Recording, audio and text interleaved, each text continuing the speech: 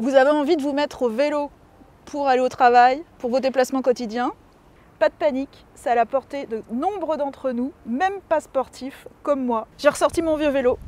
On va voir si tout est en règle et si je peux rouler avec un maximum de sécurité.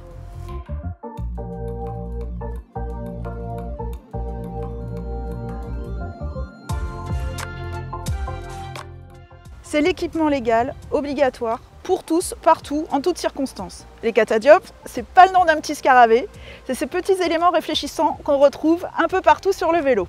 Sur les roues, catadioptre orange, indispensable, on peut même en avoir plusieurs. Un catadioptre à l'arrière, rouge. Devant, un catadioptre blanc. Mon vélo n'en a pas, va falloir en rajouter. Et sur les pédales, il en faut aussi.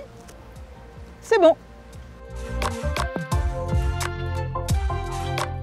Les feux de position sont obligatoires la nuit, mais aussi par manque de visibilité, dans un tunnel ou quand il y a du brouillard. Mon vélo n'en est pas équipé, j'ai les miens, je les ajoute.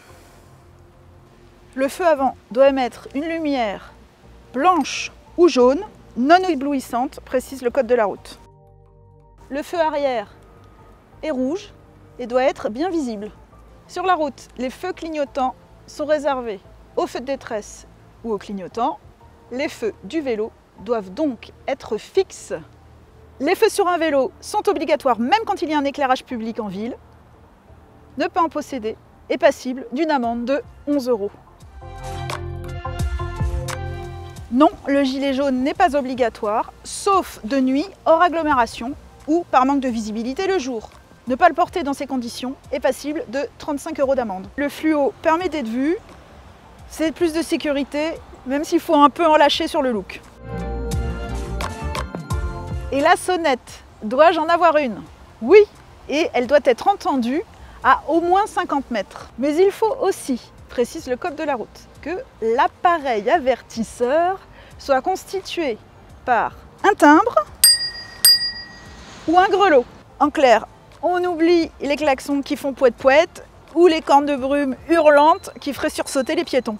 On risque 11 € d'amende si on n'a pas de sonnette. Le casque est obligatoire uniquement pour les enfants de moins de 12 ans, même quand ils sont passagers. Sinon, c'est 135 € d'amende. Moi, pour rouler au milieu de la circulation, je préfère le mettre.